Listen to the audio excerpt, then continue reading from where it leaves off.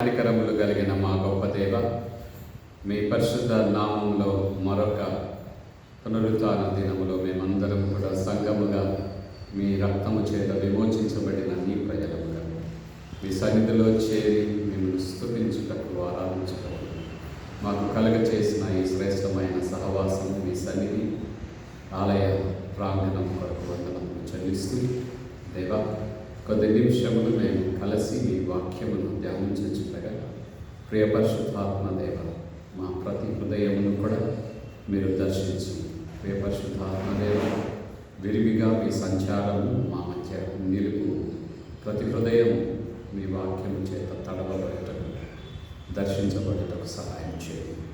యేసునామమున ప్రార్థన చేయుచున్నాము తండ్రి, ఆమేన్. క్రీస్తునందు ప్రియమైనటువంటి సంఘం, మరొక ఆదివారం ఎపిఫనీ, డిసెంబర్ 6వ తేదీ ఎపిఫనీ డేగా సిఎస్ఐ ఆల్మనాక్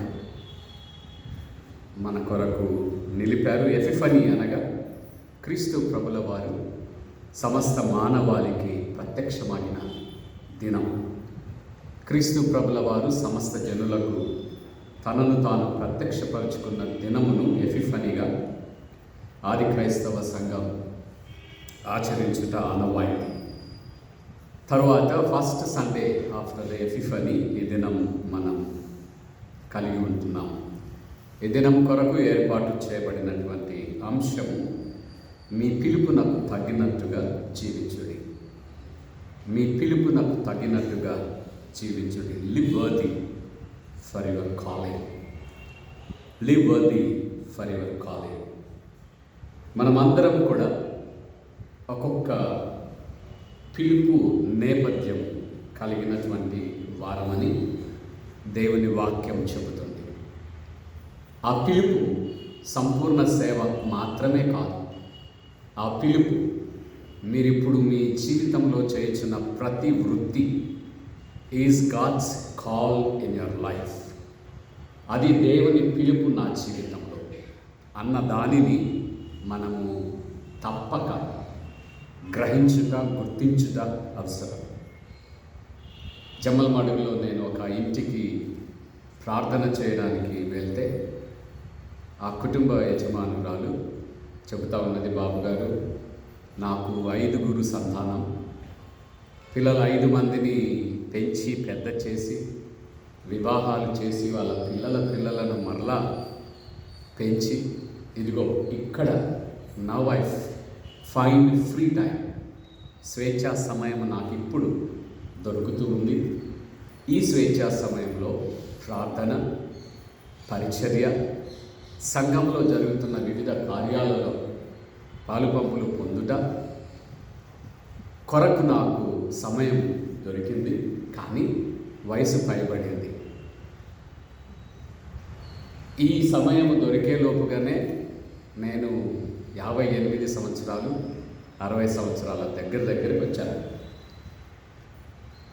వెంటనే నేను అన్నాను, ఆంటీ, 5 మంది సంతానాన్ని పొందడం దేవుని దీవెన, 5 మందిని ప్రయోజకులుగా తీర్చిదిద్దుట మరింత శ్రేష్టకరమైన పరిచర్య, వారిని కుటుంబాలుగా చేయడం, ఉద్యోగస్తులుగా చేయడం, మంచిగా కుటుంబాలుగా సెటిల్ చేయడం, అది 58 సంవత్సరాల వరకు మీ జీవితంలో దేవుడిచ్చిన పిలుపు. ఆ పిలుపు పట్ల యోగ్యతగా, నమ్మకంగా మీ బాధ్యతలు నిర్వహించారు. దేవుని పరిచర్య చేయలేదని బాధపడకండి, అది కూడా దేవుని పరిచర్యనే. ఈ శేష సమయంలో you can concentrate more on ministry అని చెప్పాను. మనం కూడా చాలా సందర్భాలలో దేవుని పిలుపు అంటానే పాస్టర్ బాబులాగా సంపూర్ణ సేవ చేయాలేమో, అదేనేమో దేవుడి పిలుపు నా జీవితంలో అనుకుంటాం.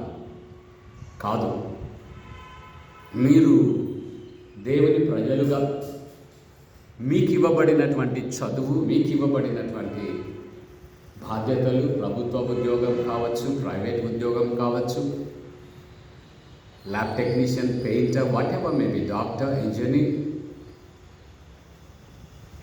ఉద్యోగం లేకుండా మరి ఇంటి పనులు చేయించున్నటువంటి తల్లిగా కావచ్చు, what ever maybe the position. ఇవన్నీ కూడా దేవుడు మనకిచ్చినటువంటి పిలుపుగా మనం భావించమని దేవుని వాక్యం మనకు తెలుపుతూ ఉన్నది. ఈ పిలుపునకు తగ్గినట్టుగా జీవించుట అన్నది గాడ్స్ కాల్, దేవుని పిలుపు మన జీవితంలో అనే సంగతిని మనం ఈ ఉదయకాలంన గ్రహించుట అవసరం. చదవబడినటువంటి 3 వేద పాఠములలో కూడా వ్యక్తిగత జీవితంలో దేవుని అధికారమునకు విధేయత చూపించుట, మంచి పనులు చేయుట, దేవుని వాక్యానుగుణమైనటువంటి జీవితాన్ని జీవించుట, యేసుక్రీస్తు ప్రభుల వారి బోధ మనం గమనించినప్పుడు మాట్లాడుట కన్నా దేవుని వాక్యాన్ని అనుసరించి జీవించుట ద్వారా మనము దేవుని పిలుపునకు తగినట్టుగా జీవిస్తాము అనే సంగతిని పౌలు భక్తుడు రోమాపత్రికలో, గత వారం కూడా మనం రోమాపత్రిక పైన ఆలోచన చేశాము. పౌలు భక్తుడు రాసినటువంటి డాక్ట్రిన్స్ అన్నిట్లో కూడా ప్రాధాన్యమైనటువంటి సిద్ధాంతాలు రోమాపత్రికలో మనకు కనిపిస్తాయి. ఈ పత్రికలో పౌలు భక్తుడు you are called to a special life in Christ, క్రీస్తు ప్రభుల వారిలో మనమందరం కూడా ఒక ప్రత్యేకమైనటువంటి పిలుపును పొందాము, దానికి తగిన రీతిగా జీవించుట అవసరం అనే సంగతిని ఆయన ఆ భాగంలో బోధించుట మనం చూస్తాం. ముఖ్యంగా మరి సామెతల గ్రంథంలో మనం చూచినప్పుడు పాత నిబంధన వ్యాఖ్యానకర్తలు విజ్డమ్ లిటరేచర్, జ్ఞాన సాహిత్యం అని ఈ పుస్తకాలకు పేరు పెట్టారు. ప్రసంగి, సామెతలు, వీటన్నిటికీ కూడా విజ్డమ్ లిటరేచర్ అని వారు పిలిచారు. విజ్డమ్ లిటరేచర్లో వేదాంతాన్ని మనము గమనించినప్పుడు జ్ఞానం దేవునికిని మానవుడికిని మధ్యవర్తిగా పనిచేస్తుంది. Wisdom mediates between God and human beings. దేవుని ఆలోచనలను అందుకోవడానికి, దేవుడి ప్రత్యక్షతలను అర్థం చేసుకోవడానికి, దేవుడి మనస్సును అర్థం చేసుకోవడానికి, దేవుడి చర్యలను అర్థం చేసుకోవడానికి, మానవ జీవితంలో ఉన్నటువంటి పాపమును అర్థం చేసుకోవడానికి, దేవుడి స్టాండర్డ్స్ని అందుకోవడానికి విజ్డమ్ మీడియేట్స్, మధ్యవర్తిగా పనిచేస్తుంది అన్నది పాత నిబంధన కాలము నాటి ప్రజల విశ్వాసం. తర్వాత విజ్డమ్ సృష్టిలో మిళితము చేయబడి ఉన్నది, ఇమ్మనెంట్ ఇన్ క్రియేషన్. జ్ఞానాన్ని మనం ఏదో ఒక చోటికి వెళ్ళి వెతకనక్కర్లేదు. నీవున్నటువంటి ప్రక్కననే, సృష్టిలోనే, నీవున్నటువంటి సమాజంలోనే దేవుడు జ్ఞానాన్ని అందుబాటులో చేశాడు. విజ్డమ్ పర్సానిఫైడ్, జ్ఞానము ఒక వ్యక్తిగా పర్సానిఫై చేయబడినట్టుగా కూడా వేదాంతంలో మనం చూస్తాం. సృష్టిలోనే అందుబాటులో ఉన్నది, దేవుని నుండి ప్రయాణం చేసింది, దేవుడికి మానవుడికి మధ్యవర్తిగా ఈ జ్ఞానం ఉపయోగపడుతుంది. అంతేకాదు, దేవుని వాక్యంలో మనం గమనించినట్లయితే యెహోవా యందలి, దేవుడి యందలి భయభక్తులు చెప్తారా, జ్ఞానమునకు మూలము. దేవుని యందలి భయభక్తులు కలిగినట్లయితే మనము జ్ఞానాన్ని పొందుతాం. 7వ తరగతి చదువుతున్నప్పుడు నాకు పాఠాలు అర్థమయ్యేవి కాదు. ముఖ్యంగా మ్యాథ్స్ నాకు అది పెద్ద కొండలాగా ఉండేది, చాలా భయపడేవాడిని. సండే స్కూల్లో ఒకరోజు ఈ పాఠం చెప్పారు, దేవుడి యందలి భయభక్తులు జ్ఞానమునకు మూలం. నాకు అనిపించింది భయభక్తులు అయితే లెక్కలు ఎట్లా అర్థమవుతాయని. టీచర్ చెప్పాలా, అవి నేర్చుకోవాలా మనం. బైబిల్ చదువుతూ ఉంటే లెక్కలు వస్తాయా అని అనిపించేది ఆ వయసులో. But it is very clear that మనకు అవసరమైనటువంటి జ్ఞానం నాట్ ఓన్లీ ఇన్ ఎడ్యుకేషన్, ఈ లోకంలో జీవించవలసిన జీవిత విధానం, ఈ లోకంలో ప్రవర్తించవలసిన ప్రవర్తన నియమావళి, natural moral values, academics, life values, social norms, ఇవన్నీ కూడా జ్ఞానం పొందాలంటే దేవుని అందలి భయభక్తులు అవసరం, కండిషన్ అనేది మనము చూడగలం. జ్ఞానమును గురించినటువంటి వేదాంతం మరి కొన్ని పాయింట్స్ ఏంటంటే, దేవుని ప్రత్యక్షతలని, దేవుణ్ణి అర్థం చేసుకోవడానికి హ్యూమన్ బీయింగ్ నీడ్స్ విజ్డమ్. దేవుడి ఆలోచనలని, మనసుని, దేవుని ప్రత్యక్షతలని అర్థం చేసుకోవడానికి మానవుడికి జ్ఞానం అవసరం. వేద గ్రంథంలో అనేక మంది విశ్వాసులు దైవ ప్రత్యక్షతలను పొందారు. ఆ ప్రత్యక్షతలలో కొన్ని ఉదాహరణలు: మోషే దైవ ప్రత్యక్షత పిలుపు పొందాడు, మరియమ్మ దైవ ప్రత్యక్షత పొందింది, జకర్యా దైవ ప్రత్యక్షత పొందారు. ఆ ప్రత్యక్షత పొందుతూ ఉన్నప్పుడు human being will interact with divine. దైవముతో మనము ప్రత్యక్ష సంబంధాన్ని ఏర్పాటు చేయబడేదే ప్రత్యక్షత. దీనిని అర్థం చేసుకోవడానికి, దేవుని మనస్సును అర్థం చేసుకోవడానికి మనకు జ్ఞానం అవసరమని, దైవ సందేశం మనకి జ్ఞానాన్ని ఇస్తుంది. దైవ ప్రేమ స్వరూపములో కూడా దైవ జ్ఞానం మానవుడికి అందుబాటు చేయబడుతూ ఉన్నట్టుగా దేవుని వాక్యంలో మనం చూస్తాం. తర్వాత క్రైస్తవ వేదాంతంలో మనం గమనించినట్లయితే God's wisdom personified in and through incarnate Christ. యేసుక్రీస్తు ప్రభుల వారు అనే నరుడు దైవ స్వరూపముగా మానవుల మధ్య నివసించుటను బట్టి దైవ ప్రత్యక్షతలు మానవుడికి అందుబాటు చేయబడ్డాయి. దేవుని జ్ఞానం మానవుడి దగ్గరగా వచ్చింది. దేవుడు యేసుక్రీస్తు ప్రభుల వారు చెప్పే ప్రతి ప్రత్యక్షతను కూడా, బోధలను వింటున్నటువంటి వారు వెంటనే అర్థం చేసుకోవడం ప్రారంభం చేశారు. ప్రారంభం చేసుకొని వారి హృదయాలలో ఉన్నటువంటి పాపం అనే చీకటి నుండి జ్ఞానం అనే వెలుగులోనికి నడిపింపబడ్డారు. అన్యాయము, అవినీతిలో నుండి నీతియుక్తమైన జీవితములోనికి నడిపింపబడ్డానికి వారు సవాలు చేయబడ్డారు. ఇది క్రైస్తవ విశ్వాసంలో విజ్డమ్గా మనము చూడగలుగుతాం. తరువాత పాత నిబంధన అంతట్లో కూడా విజ్డమ్ ఫెమినైన్, స్త్రీ స్వారూప్యంలో వాడబడినట్టుగా ఫెమినైన్ జెండర్లో రాశారు. ఫెమినైన్ ఆర్టికల్, డెఫినెట్ ఆర్టికల్ గ్రీక్లో రాశారు. మనకు ది, ఏ, అండ్ ఆర్టికల్సే. ఈ ఆర్టికల్స్ని స్త్రీకి వాడతాము, పురుషులకు వాడతాము.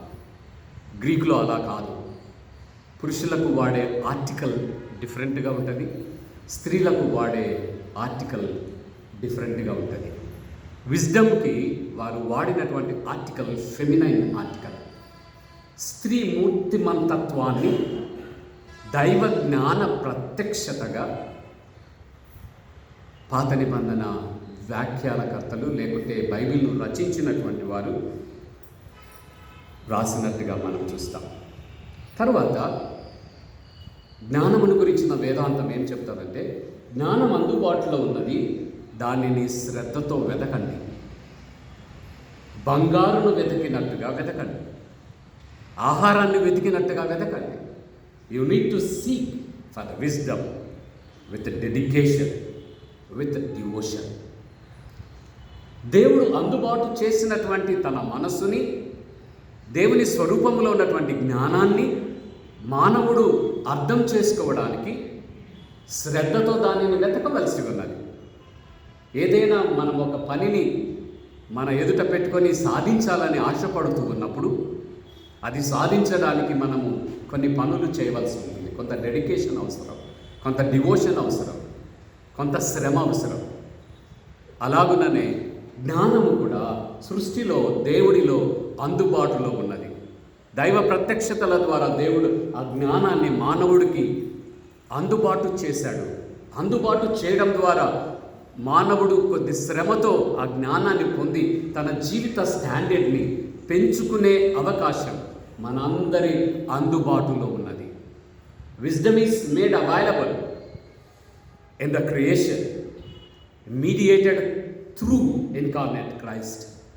దానిని ఆ జ్ఞానాన్ని మనము పొంది మన జీవితాలని క్రమము చేసుకోవడం, క్రమశిక్షణ కలిగిన జీవితం జీవించుట, ఇవన్నీ కూడా దేవుడు మానవుడిలో నుండి కోరుకుంటున్నటువంటి వర్చ్యూస్గా మనము దేవుని వాక్యంలో చూస్తాం. Wisdom has a divine attributes. She is to be loved above all else.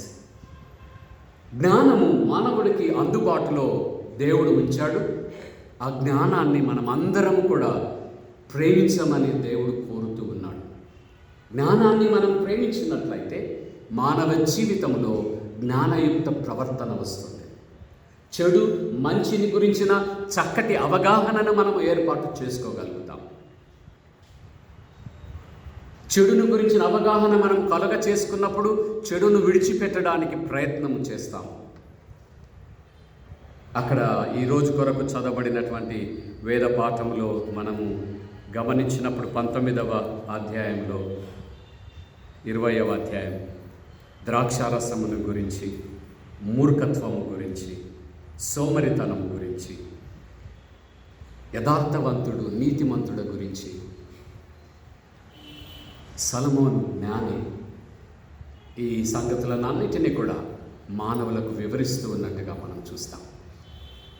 జాగ్రత్తగా దేవుడిచ్చినటువంటి ఈ మానవ జీవితాన్ని విలువైనదిగా గ్రహించి, మానవ దేహాన్ని శ్రేష్టమైనదిగా గుర్తించి, నువ్వు జీవించే జీవితం 60 ఏళ్ళు కావచ్చు, 70 ఏళ్ళు కావచ్చు, అది శ్రేష్టమైన దేవుని బహుమానముగా మనము భావించినప్పుడు, ఈ దేహము దేవుడి ఆలయమని మనం భావించినప్పుడు, ఈ దేహాన్ని దేవుడు అనుగ్రహించే జ్ఞానముతో నడిపించుకునే స్వేచ్ఛ స్వాతంత్రాలు మానవుడికి అందుబాటులో ఉన్నాయి. Capability to lead your human life with a wisdom that is available in the creation మనము గ్రహించినప్పుడు జాగ్రత్తగా మన పిలుపును గుర్చినటువంటి అవగాహనను కలిగిన వారముగా జీవించగలం అన్నది పాత నిబంధన పాఠముగా మనం గ్రహించవలసి ఉన్నది. మార్కు సువార్తలో యేసుక్రీస్తు ప్రభుల వారు పరిచర్యలో మాట్లాడుతున్నటువంటి మాటలను మనము గమనించినప్పుడు యేసుక్రీస్తు ప్రభుల వారు చాలా కాంట్రవర్సీస్ తన బోధలో ఎదుర్కొంటూ ఉన్నట్టుగా మనం చూస్తాం. ముఖ్యంగా ఈ సువార్త అంతట్లో కూడా యేసుక్రీస్తు ప్రభుల వారు చెబుతూ ఉన్నారు, నేను జన్మించడం ద్వారా, నా బోధ ద్వారా దేవుని రాజ్యము భూమి మీద స్థాపించబడుతూ ఉన్నది. ఈ యూనివర్స్లో ఉన్నటువంటి విలువలు, ఈ యూనివర్స్లో ఉన్నటువంటి ప్రజల సంస్కృతి, జీవన శైలి, రాజకీయ పరిపాలన, ఆర్థిక వనరులు, వీటన్నిటికీ బయటగా దేవుడు ఈ తన రాజ్యాన్ని భూమి మీద స్థాపించబోతూ ఉన్నాడు. మనమున్నటువంటి భారతదేశంలో ఈ 21st సెంచరీలో మోదీ గవర్నమెంట్లో జీవించుతున్నటువంటి మనం, జగన్మోహన్ రెడ్డి గారి చీఫ్ మినిస్టర్షిప్లో జీవిస్తున్నటువంటి మనం, at the same time you are also member in the kingdom of God. దేవుని రాజ్యములో మనము సభ్యులము. భారతదేశంలో సభ్యులము, దేవుని రాజ్యములో సభ్యులము. భారతదేశ చట్ట సాంప్రదాయములను పాటించవలసి ఉన్నది, దేవుని రాజ్య చట్టబద్ధ సాంప్రదాయములను పాటించవలసి ఉన్నది. క్రైస్తవ విశ్వాసులు 2 రాజ్యములకు చెందిన పౌరసత్వాన్ని కలిగి ఉన్నారు అన్న సంగతిని మార్కు సువార్తలో క్రీస్తు ప్రభుల వారు బోధిస్తూ ఉన్నారు. దేవుని రాజ్యం ఎలా ఉంటుంది? యేసు ప్రభుల వారు అంటున్నారు, నా జీవితాన్ని చూడండి, అదే దేవుని రాజ్యం. నా బోధలను వినండి, అదే దేవుని రాజ్యం. నేను చేసే అద్భుత కార్యాలని చూడండి, అదే దేవుని రాజ్యం. కన్యమరియ గర్భమున జన్మించిన నాటి నుండి శుభ శుక్రవారం శిలువ మరణం పొందినంత మటుకు 33.5 సంవత్సరాల నిడివి గల నా జీవితం is example for the kingdom of God. దేవుని రాజ్యమునకు ఎలా ఉంటుంది అనడానికి నిదర్శనంగా నా జీవితాన్ని మీరు చూడండి అంటూ యేసుక్రీస్తు ప్రభుల వారు మాట్లాడుతూ ఉన్నారు. శాస్త్రులు పరిసయ్యులు యేసుప్రభుల వారి దగ్గరికి వచ్చి ఆయనతో మాట్లాడుతూ ఉన్నారు, నీ శిష్యులు మతము విధించిన చట్టములను పాటించటలేదు, విశ్రాంతి దినమును పాటించడం లేదు, విశ్రాంతి దినమున పంట చేలలో పడి వెలుచు ఉండగా వెన్నులు తుంచి తినడం ప్రారంభం చేశారు. దానిని శాస్త్రులు ప్రశ్నించడం మొదలుపెట్టారు. యూదులు ఆహారాన్ని తినడానికి ముందుగా చాలా ట్రెడిషన్స్ని పాటిస్తారు. ఆరాధనకు వెళ్ళేటప్పుడు మీరు ముస్లిమ్స్ మసీదు దగ్గరికి వెళ్ళండి. దేహాన్నంతటిని కూడా శుద్ధి చేసుకొని వారు దేవుని సన్నిధికి వెళ్తారు. యూదుల ఆహార నియమావళి చాలా కఠినమైనటువంటిది. స్నానం చేసి శుభ్రంగా తమను తాము శుద్ధీకరించుకున్న తర్వాతనే వారు ఆహారాన్ని భుజిస్తారు. కానీ శిష్యులు నడుస్తూ ఉండగా ప్రక్కలో చేలలో నడిచి వెళుతూ వెన్నులు త్రుంచి వాటిని తినడం ప్రారంభం చేశారు. శాస్త్రులు పరిసయ్యులు అంటున్నారు, మీరు నిజంగా యూదులా కాదా? యూదులైతే మన మతనిష్ట నియమాలు సాంప్రదాయాలు పాటించకుండా మీరు ఎలా ఉన్నారు? యేసుక్రీస్తు ప్రభుల వారు అక్కడ మాట్లాడుతూ ఉన్నాడు, మీరు దేవుని చట్టాన్ని మానవ నియమ నిబంధనలకు సబ్స్టిట్యూట్ చేయవద్దు. మానవ నియమ నిబంధనలు మీరు రూపకల్పన చేసుకున్నటువంటి వాటిని ధర్మశాస్త్రంగా ప్రజల మీద రుద్దవద్దు. ఆహార నియమావళి ఓన్లీ ఫర్ ద లీవైట్స్, ప్రీస్ట్ల కొరకు మాత్రమే. దానిని మీరు జనరలైజ్ చేసి ప్రజలందరూ కూడా పాటించాలని ప్రజల మీద బరువులు మోపుతూ ఉన్నారు. 636 చిన్న చిన్న చట్టాలను చేశారు 10 ఆజ్ఞలకు ప్రక్కగా. ఎన్ని ఆజ్ఞలు చేసి ప్రజలను పాటించమని బలవంత పెట్టడం ప్రారంభం చేశారు. యేసుక్రీస్తు ప్రభుల వారు అంటున్నారు, మతం ఎప్పుడు కూడా should not become a burden to the human being, should not become a hindrance to meet the human needs. మానవుడి అవసరతలు తీర్చుట కొరకే మతం ఉన్నది. మానవ అవసరతలు తీర్చడానికి మతం ఎప్పుడు కూడా అడ్డు కాకూడదు అనే సంగతిని యేసుక్రీస్తు ప్రభుల వారు బోధిస్తూ ఉన్నట్టుగా మనం చూస్తాం. చట్టాన్ని ఆసరా చేసుకొని ఒకడికి ఇవ్వబడిన బాధ్యతల నుండి తప్పించుకోవడానికి ప్రయత్నం చేయకూడదు. తల్లిదండ్రులను బాధ్యతగా చూచుకొనవలసిన పెద్ద కుమారుడు వృద్ధాప్యంలో వాళ్ళను చూసుకునే బాధ్యత నుండి నేను తప్పించుకుంటున్నాను, దానికి చెల్లించవలసిన వెలను నేను ఆలయానికి చెల్లిస్తాను, ఇలాగున దేవుడిచ్చినటువంటి సంబంధాలను, దేవుడిచ్చినటువంటి హ్యూమన్ రిలేషన్షిప్స్ని అనేకమైన నిబంధనలతో, ట్రెడిషన్స్తో మీరు ఆటంకాలు కలిగించకూడదు అనే సంగతిని యేసుక్రీస్తు ప్రభుల వారు చెబుతూ ఉన్నట్టుగా మనం చూస్తాం.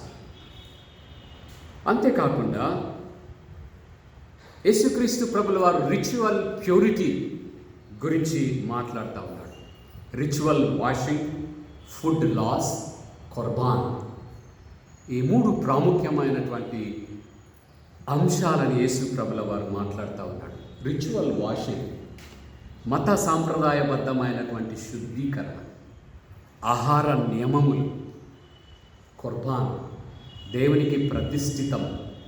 ఈ 3 సంగతులలో మీరు మీ బాధ్యతల నుండి తప్పించుకోవడానికి, మీరు మీ ప్రక్కనే ఉన్నటువంటి పొరుగువాడి అక్కరను చూచి మతము నన్ను ఈ పనులు చేయడానికి అడ్డు పెడుతుంది అని తప్పించుకొని పోవడానికి మార్గాలు వెతకవద్దు. మంచి సమరయుడి కథ యేసుక్రీస్తు ప్రభుల వారు మాట్లాడారు. దెబ్బలు తగిలి ప్రాణాపాయంలో ఉన్నటువంటి వ్యక్తిని చూచినటువంటి లేవీయుడు ఆ వ్యక్తిని తాకినట్లయితే మత దృష్టిలో నేను అపవిత్రుణ్ణి చేయబడతాను అని ఆ బాధ్యత నుండి తప్పించుకొని వెళ్ళిపోయాడు. యాజకుడు ఆ భాగం గుండా ప్రాంతం గుండా నడిచి వెళ్తూ గాయములు రక్తాన్ని చూచి దేవుణ్ణి ఆరాధించడానికి వెళ్తున్నటువంటి నేను రక్తాన్ని తాకినట్లయితే మలినం చేయబడతాను, కాబట్టి let me maintain my purity అని ప్రక్కగా వెళ్ళిపోయినట్టుగా. ధర్మశాస్త్రము లేదు, అజ్ఞాని, అన్కల్చర్డ్ పీపుల్ అని పిలువబడుతున్నటువంటి సమరయుడు looking at the neighbour, meeting his need is a primary duty అని భావించి ఆ వ్యక్తిని గాయములను కట్టి స్వస్థపరిచినట్లుగా యేసుక్రీస్తు ప్రభుల వారు కూడా మాట్లాడుతూ ఉన్నాడు. Human need is greater than any man made institution. మానవుడు నిర్మించిన సంస్థలన్నిటికన్నా ఒక పొరుగువాడి అక్కర తీర్చుట నీకు దేవుడిచ్చిన బాధ్యతగా నీవు గుర్తించమని యేసుక్రీస్తు ప్రభుల వారు ఆ భాగంలో బోధిస్తూ ఉన్నట్టుగా మనం చూస్తాం. రోమా పత్రికలో 6వ అధ్యాయంలోకి మనం వెళ్ళినప్పుడు పౌలు భక్తుడు చాలా ప్రాముఖ్యమైనటువంటి ఆర్గ్యుమెంట్స్ రాస్తూ ఉన్నాడు. యేసుక్రీస్తు ప్రభుల వారి మరణ పునరుత్థానములను విశ్వసించిన ఎడల, put your faith in passion of Christ, death of Christ, resurrection of Christ. క్రీస్తు ప్రభుల వారి శ్రమలు, మరణం, పునరుత్థానము యందు నీవు విశ్వసించినట్లయితే కొన్ని బంధకాల నుండి నీవు విమోచించబడతావు. You get liberation from certain things by putting your faith in the death, resurrection of Christ అని పౌలు భక్తుడు ఈ భాగంలో ఆర్గ్యూ చేస్తూ ఉన్నాడు. మనం క్రీస్తునందు విశ్వాసం ఉంచినట్లయితే మరణము, పాపము నుండి విమోచించబడతాం. Liberation from death, liberation from sin మొదట కలిగే విమోచన. రెండవ విమోచన ఫ్రీడమ్ ఫ్రమ్ సెల్ఫ్. క్రీస్తునందు విశ్వాసం ఉంచడం ద్వారా నీ స్వంత ఆశలు, నీ స్వంత అలవాట్లు, నీ స్వంత నాది నాది అనే భావన నుండి నీవు విమోచించబడతావు. మూడవది ఫ్రీడమ్ ఫ్రమ్ లా. ధర్మశాస్త్రము నుండి మనము క్రీస్తు కృప ద్వారా దేవుని కృపకు పరిచయము చేయబడతాము. ధర్మశాస్త్రము ద్వారా ఒకడు నీతిమంతుడుగా మార్చబడుట ఎంత కష్టమో, క్రీస్తు బలియాగమునందు విశ్వసించడం ద్వారా మనము దేవుని నీతికి పరిచయము చేయబడతాం. పౌలు భక్తుడు ఆర్గ్యూ చేస్తూ ఉన్నాడు, మానవ దేహంలో 2 ప్రభావాలు పనిచేస్తూ ఉంటాయి కాన్స్టాంట్గా. పౌలు భక్తుడు ఒక చోట చెబుతాడు, నేను పరిశుద్ధుడనై ఉన్నట్టుగా మీరు కూడా పరిశుద్ధులై ఉండు. గుర్తుందా పౌలు భక్తుడు ఇచ్చే స్టేట్మెంట్? రెండవ స్టేట్మెంట్, నేను మంచి చేయవలనని కోరుచున్నాను, మంచి చేయలేకపోతూ ఉన్నాను. చెడు చేయకూడదని చాలా కఠినంగా నిర్ణయం తీసుకున్నాను, చెడును చేయకుండా ఆగలేక ఉన్నాను. నాలో 2 నియమములు పనిచేస్తూ ఉన్నాయి. ఒకటి ఆత్మ నియమం, రెండవది శరీర నియమం. నేనెంత దౌర్భాగ్యుడను, నేను పరిశుద్ధుడను, నన్ను వెంబడించండి అన్నటువంటి పౌలు భక్తుడు మరొక చోట నేనెంత దౌర్భాగ్యుడను అంటున్నాడు.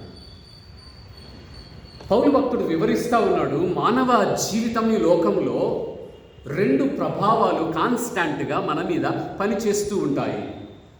ఒకటి దేహ ప్రభావం, దేహములో ఉన్నటువంటి దురాశ, నేత్రాశ, జీవపు డంబం, ఇవన్నీ కూడా మనల్ని ప్రభావితం చేస్తూ ఉంటాయి కాన్స్టాంట్గా అంటిల్ యువర్ డెత్, మనం చనిపోయేంత మట్టుకు. యేసుక్రీస్తు ప్రభుల వారిని అంగీకరించినప్పటికీ కూడా you are prone to sin. పాపము చేయుటకు మనము అవకాశము కలిగిన పరిస్థితులలోనే జీవిస్తాం. పౌలు భక్తుడు చెబుతా ఉన్నాడు, ఆత్మ నియమమును నీవు పాటించుటకు దృఢచిత్తమును కలిగిన వాడవైతే, ఆత్మ సంగతుల మీద మనసు పెట్టిన వాడవైతే దానికి తదుగుణముగా నీ జీవితాన్ని మార్చుకోగలవు. ఆత్మ జీవితాన్ని నీవు అశ్రద్ధ చేసినట్టయితే ఆటోమేటిక్గా నీలో ఉన్నటువంటి శరీర స్వభావములు నిన్ను ఎక్కువ ప్రభావితం చేయడం ప్రారంభం చేస్తాయి. వాటికి లోబడే ప్రమాదం ఉన్నది. ఈ రెండు నియమాలు మనలోనే ఉన్నాయి. Those two powers live with in you, నీలోనే నివసిస్తాయి. కాబట్టి జాగ్రత్త వహించవలసినటువంటి అవసరత గురించి పౌలు భక్తుడు మాట్లాడుతూ ఉన్నాడు. పౌలు భక్తుడు ఆర్గ్యుమెంట్ ఏంటంటే, క్రీస్తు ప్రభుల వారి మరణ శ్రమల పునరుత్థానముల యందు మనం విశ్వసించి నీటిలో మునిగి బ్యాప్టిజం తీసుకున్నట్టయితే we have decided to live for the spirit of God that dwells in you on the day of baptism. దేవుని ఆత్మ మనలో జీవించడం ప్రారంభం చేస్తుంది. ఆ ఆత్మ తన చర్యలు చేయడానికి నిన్ను నీవు అనుకూలముగా ఆత్మకు విధేయత చూపించిన వాడవైతే శరీరంలో ఉన్నటువంటి బలహీనతలను ఎదిరించగలవు, ఎదుర్కొనగలవు, వాటికి దూరముగా దేవుడి నీతి కొరకు జీవించగలవు అనే సత్యాన్ని పౌలు భక్తుడు ఈ భాగంలో మనకు వివరిస్తూ ఉన్నట్టుగా మనం చూస్తాం.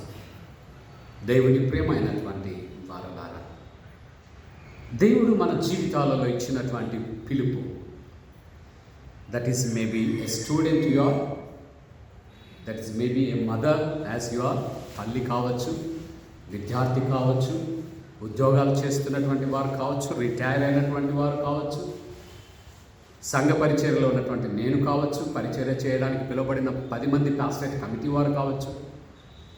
మన పిలుపునకు తగినట్టుగా జీవించుటకు శక్తినివ్వమని, దేవుని పైన ఆధారపడమని ఈ ఉదయకాల పాఠం.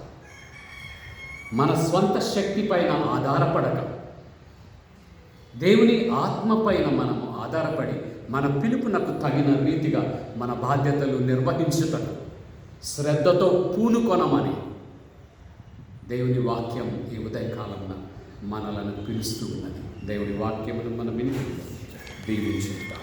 ప్రార్థన. కృపగల మా దేవ, మీ పరిశుద్ధ నామమునకు వందనములు చెల్లించుచు విత్తబడిన వాక్యమును మేము మా జీవితములలోనికి అన్వయించుకున్నటకు, దేవ అర్థం చేసుకున్నటకు, వాక్యానుగుణమైన జీవితం చేయించుటకు మీ శక్తిని అనుగ్రహించు. యేసు నామమున ప్రార్థన చేయించున్నాము తండ్రి. ఆమేన్.